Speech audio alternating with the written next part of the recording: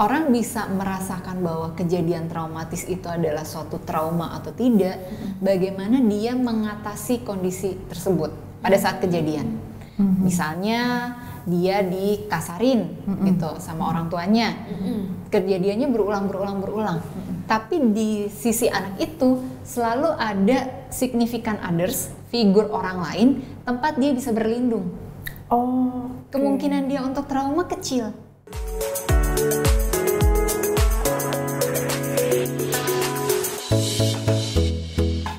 Teman-teman pernah nggak sih merasakan gitu ya sebagai orang dewasa atau dalam pertumbuhan yang menjadi dewasa, ketemu sama orang dewasa lainnya, terus ngerasa kok kayaknya punya banyak masalah ya, masalah kepribadian, terus juga sering ngerasa emosional, masalah emosi gitu, atau mungkin ada hal-hal yang selalu ditahan, ngerasa nggak enak, atau mungkin terjebak dalam situasi yang berulang.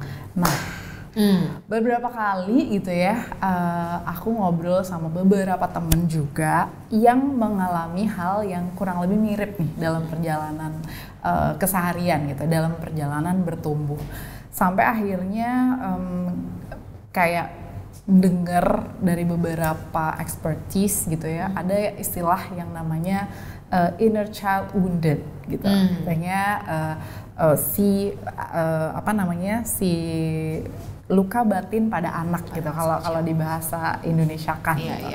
Dan akhirnya mulailah tuh cari tahu emang luka batin kayak apa sih yang akhirnya membuat seorang manusia dewasa ini punya berbagai macam masalah yang ternyata kalau ditarik mundur ini terhubung dengan peristiwa masa lalu ketika dia masih kecil. Ya. Kita mungkin sekarang karena udah lebih melek informasi lewat sosial media, udah lebih familiar mungkin dengan istilah-istilah inner child atau masa kecil, trauma.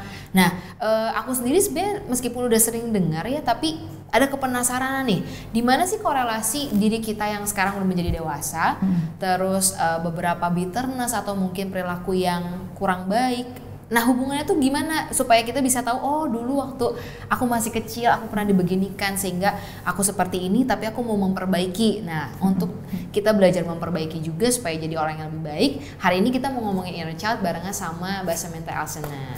Yeay! A child psychologist ya yang sering bikin konten-konten di Instagram atau di TikTok juga. Pokoknya kalau misalnya emang pengen tahu tentang parenting, tentang anak-anak atau tentang relasi, bisa follow di @samantha.elsener. Yes. Thank you. Terima kasih Sam udah hadir lagi, ketemu lagi. Nah, ini kita kali ini ngobrol agak ya pasti beda sama yang waktu itu kita obrolin gitu sama Sam.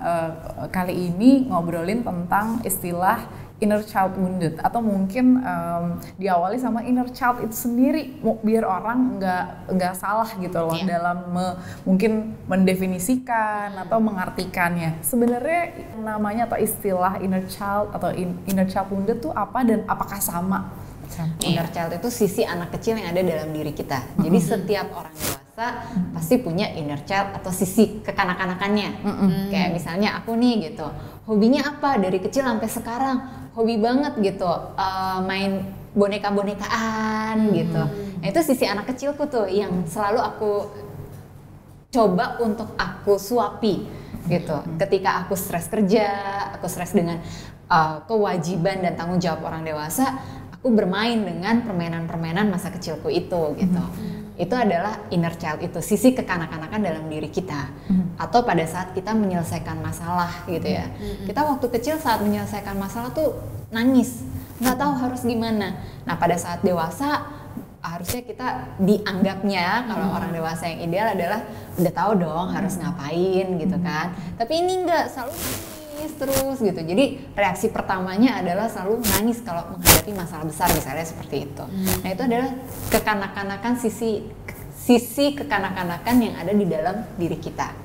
Nah, kalau inner child wound atau inner child trauma itu luka atau trauma yang ada dalam diri kita yang terjadinya pada saat kita masih kecil dan terbawa terus. Jadi sisi kekanak-kanakan di dalam diri kita atau sisi anak kecil dalam diri kita tuh terluka dan belum sempat diobati gitu. Nah itu biasanya kayak contohnya kita main gitu. Kalau orang dewasa kan ketemu janjian sama temennya gitu kan, kita ini ya ngafe yuk gitu kan, kapan, di mana, jam segini nih, tiba-tiba dibatalin, gitu. Nah itu tuh yang buat dia kalau waktu kecilnya dia sering mengalami penolakan, rejection, terus sering dikerjain sama teman-temannya, itu akan insecure sekali, dan dia akan balik lagi ke waktu dia disakiti waktu dia kecil itu. Orang kayak gini ya sama aku ya, kok nggak bisa berubah sih, nggak bisa menghargai aku. Dia pasti akan langsung ngedumel seperti itu. Tandanya dia masih tersakiti.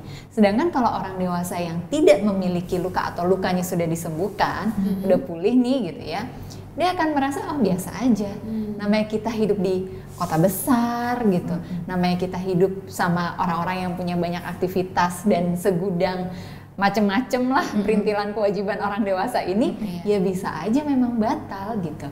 Kenapa kita harus sensi, kenapa kita harus baper terhadap pembatalan janji yang biasanya kita ngumpul-ngumpul, tapi kita pada saat itu ya emang benar-benar nggak bisa, dan kalau dipaksain juga jadinya malah nggak baik buat semuanya gitu.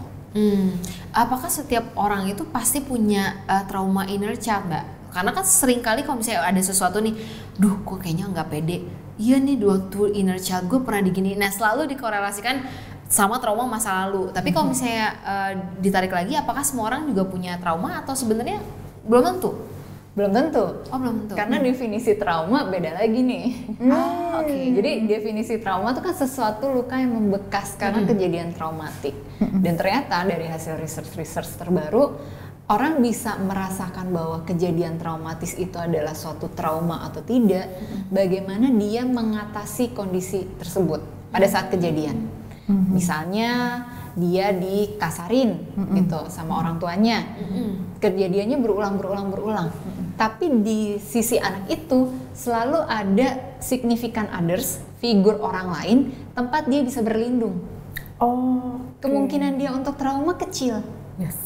Aku memiliki masa kecil yang sulit, yang susah, tapi ada selalu orang di sampingku yang melindungi aku.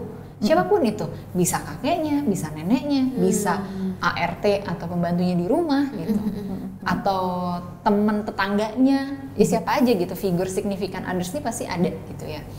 Dan kalau misalkan dia di waktu kecilnya dibully atau mengalami kejadian-kejadian traumatis, tapi dia sendirian, dia nggak ada sama sekali orang yang membantu dia, kemungkinan besar dia bisa punya trauma jangka panjang.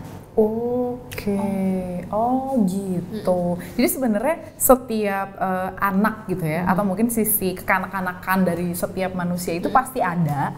Cuma pengalamannya lah yang nanti akhirnya membedakan nih gitu. Apakah luka ini akan bertahan menjadi trauma, ataukah memang ternyata bisa diregulate ketika mungkin kejadiannya si anak masih kecil, tapi ya itu tadi kayak saya menjelasin bahwa dia punya orang lain nih yang membantu, membela, terus kayak supaya si anak ini akhirnya walaupun dia disakiti tapi dia bisa menyelesaikan masalahnya.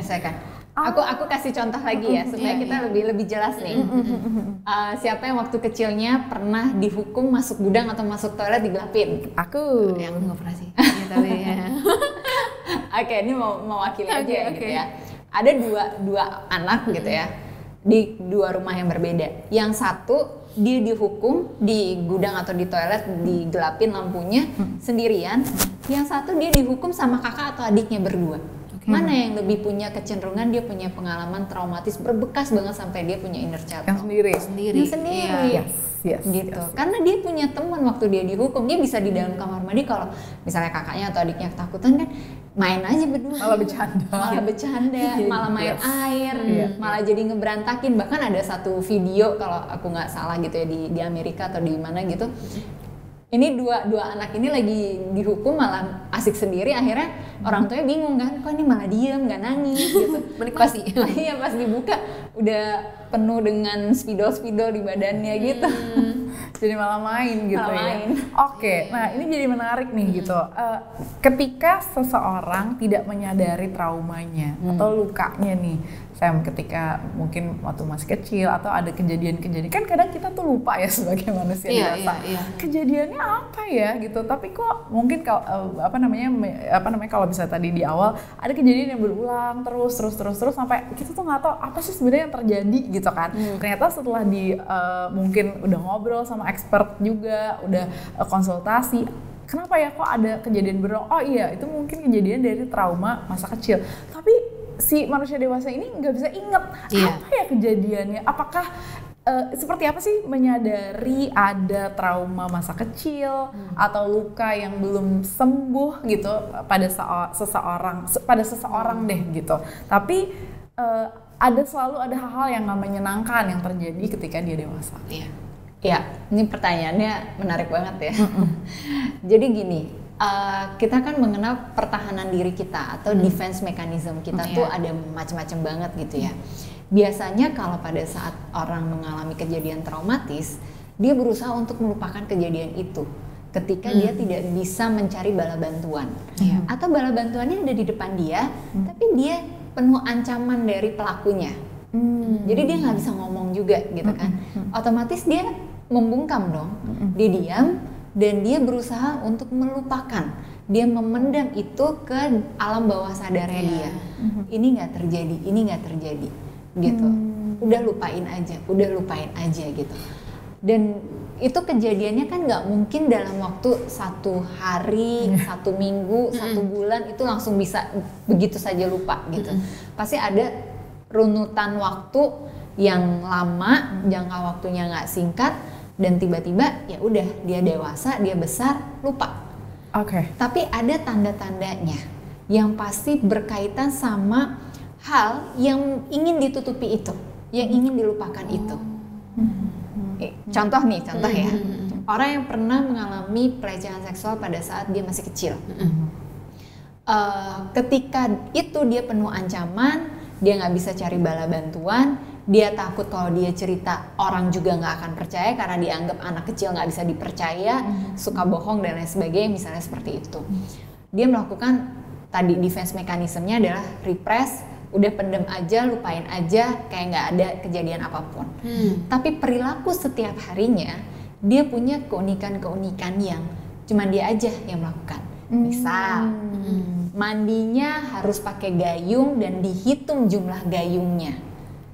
Misalnya kejadiannya adalah pada saat dia usia 10 tahun. Nah, terus dia itu mandi selalu pakai gayung, jumlahnya harus 10 atau kelipatan dari 10. Ini pikirannya dia sendiri aja gitu. Kenapa bisa jadi kebentuk gitu? Itu panjang lagi tuh ceritanya. Tapi ini secara singkatnya aja, bisa dia mengurangi selalu dari usianya dia, dikurangin 1. Jadi misalnya usianya udah 30 ya jumlah gayungnya harus 29 gitu. Kalau usia 40 jumlah gayungnya harus 39 misalnya kayak gitu. Dan berbagai macam aturan yang diterapkan oleh orang tersebut sendiri.